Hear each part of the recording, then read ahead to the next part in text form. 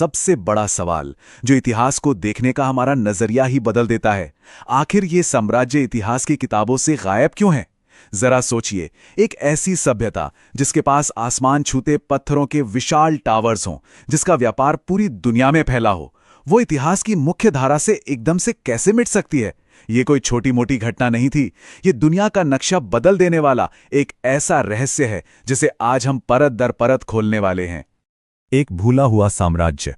इस रहस्य को समझने के लिए हमें थोड़ा पीछे जाकर उस दौर की दुनिया का जायजा लेना होगा। हम सब ने रोम और पर्शिया जैसे प्राचीन साम्राज्यों के बारे में तो सुना ही है, राइट? स्कूलों में भी इन्हीं की कहानियां पढ़ाई जाती हैं। लेकिन क्या आपको पता है कि ठीक उसी दौर में किंगडम ऑफ अक्सुम का विशाल साम्राज्य भी इन मशहूर साम्राज्यों के बिल्कुल बराबर की हैसियत रखता था। फिर भी ये एकदम अनजान है। ये हमारे ऐतिहासिक ज्ञान का एक बहुत बड़ा ब्लाइंड स्पॉट है, जिसे आज हम क्लियर करेंगे। अब आप सोच रहे होंगे कि अक्सुम की इस जबरदस्त कामयाबी का राज क्या था? तो जवाब है इनकी लोकेशन। लाल सागर यानी रेड सी के बिल्कुल पास होना इनके लिए किसी जैकपॉट से कम नहीं था। इनके शुरुआती शासकों ने इस समुद्री रास्ते का इतना बेहतरीन इस्तेमाल किया कि देखते ही देखते एक छोटा सा राज्य एक विशाल साम्राज्य में तब्दील हो गया। समंदर की लहरों पर एक तरह से इनकी नई किस्मत लिखी जा रही थी। दुनिया का व्यापारिक सुपर पावर। चलिए देखते हैं कि आखिर वो कौन सा आर्थिक इंजन था जिसने अक्सुम को एक निर्विवाद सुपर पावर बना दिया। इनका ट्रेड नेटवर्क, अगर सच कहूं तो बिल्कुल हैरतअंगेज था। इनके जहाज सिर्फ अपने आसपास नहीं भटकते थे, बल्कि वो रोम और सीधे हमारे भारत तक आते थे। इनके विशाल बंदरगाहों से निकलने वाले जहाज़ों में सोना, हाथी दांत और कीमती मसाले भरकर दुनिया के कोने कोने में पहुंच रहे थे।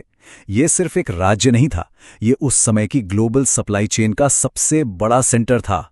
अपनी ताकत के पीक पर अक्सुम कुछ ऐसा दिखता था, बेहद शक्तिशाली राजा, और सबसे बड़ी बात, इनकी अपनी स्वतंत्र मुद्रा। देखिए, प्राचीन काल में अपने खुद के सिक्के ढालना किसी भी साम्राज्य के लिए बहुत बड़े रसूख और पावर की बात होती थी। साथ ही इनकी मिलिट्री इतनी ताकतवर थी कि आसपास के कई इलाकों पर इनका सीधा कंट्रोल था। अक्सुम अब सिर्फ व्यापार नहीं कर रहा था, वो दुनिया पर राज कर रहा था। रहस्यमयी स्टोन टावर्स, पैसा और पावर तो हो गया, लेकिन अब बात करते हैं इस प्राचीन सुपर पावर की, उस विरासत की जो आज भी लोगों को हैरान करती है। ये मेरे हिसाब से इस पूरी कहानी का सबसे दिलचस्प हिस्सा है, विशाल ओबेलिस्क, यानी पत्थर के वो बड़े बड़े खंभे। ये अपने आप में एक प्राचीन इंजीनियरिंग मिस्ट्री हैं। जरा सोचकर देखिए, बिना किसी आधुनिक क्रेन या मशीनों के सैकड़ों टन भारी इन विशाल पत्थरों को कैसे तराशा गया होगा और बिल्कुल सीधा खड़ा किया गया होगा। एक्सपर्ट्स मानते हैं कि ये शायद राजाओं के मकबरे थे, पर सच्चाई जो भी हो, ये आज भी दुनिया भर के आर्किटेक्ट्स के लिए एक बड़ी पहेली बने हुए हैं। धर्म और बड़ा बदलाव। इन शानदार इमारतों से आगे बढ़कर अब उस कल्चरल टर्निंग पॉइंट पर आते हैं जिसने अक्सुम को हमेशा के लिए बदल दिया। ये इस साम्राज्य के इतिहास का एक बहुत ही गहरा हिस्सा है। पहली सदी तक ये लोग अपनी पारंपरिक मान्यताओं को ही मानते थे, लेकिन फिर चौथी सदी में ईसाई धर्म का आगमन होता है। यहाँ 320 ईस्वी में किंग एजाना का शासनकाल एक असली गेम चेंजर साबित हुआ। उन्होंने इस नए धर्म को अपनाया और फिर चौथी सदी के अंत तक पूरे साम्राज्य का कल्चर ही पूरी तरह बदल गया। अक्सुम को अब अपनी एक बिल्कुल नई पहचान मिल चुकी थी। पतन और खामोश खंडर। लेकिन जैसा कि हम जानते हैं, इतिहास में किसी भी चीज का वजूद हमेशा के लिए नहीं रहता। अब हम उस नाटकीय मोड़ पर हैं जहां इस साम्राज्य का अचानक पतन होता है। अब तबाही रातों रात तो नहीं आई होगी ना? ये एक डोमिनो इफेक्ट की तरह था। सबसे पहले लाल सागर के व्यापारिक रास्ते बदलने लगे, जिससे इनकी मेन इनकम कट गई। फिर पर्यावरण ने भी साथ छोड़ दिया।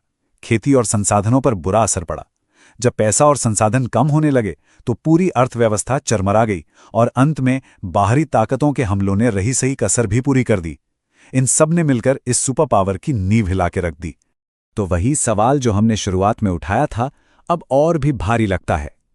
इतनी विशाल सभ्यता बस यूं ही गायब कैसे हो जाती है? हलचल से भरे वो शहर अचानक से खाली कैसे हो गए? देखिए, व्यापार और ताकत के चले जाने के बाद लोग भी वहां से निकल गए। फिर प्रकृति ने अपना काम किया और उन महान शहरों पर कब्जा कर लिया। और हमारा इतिहास, जो अक्सर सिर्फ विजेताओं की बात करता है, उसने धीरे धीरे अक्सुम को हमेशा के लिए भुला दिया। तो आज वहां क्या बचा है? अतीत और वर्तमान को जोड़ने के लिए आर्कियोलॉजिस्ट्स लगातार नई और हैरान करने वाली चीजें जमीन के नीचे से निकाल रहे हैं।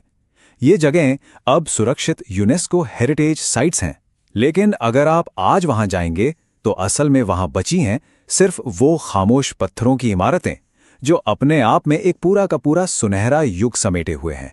इस पूरे विश्लेषण को समझने के बाद सच में ये ख्याल आता है कि कभी दुनिया की सबसे बड़ी ताकतों में गिना जाने वाला ये साम्राज्य आज सिर्फ पत्थरों और खामोश खंडरों में बचा है।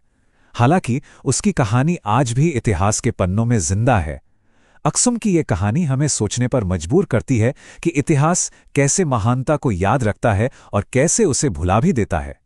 अंत में बस एक ही सवाल रह जाता है, क्या आज के हमारे सबसे आधुनिक और ताकतवर साम्राज्य भी किसी दिन महज खामोश खंडर बनकर रह जाएंगे? सोचिएगा जरूर। आज के इस विश्लेषण का हिस्सा बनने के लिए आपका बहुत बहुत शुक्रिया।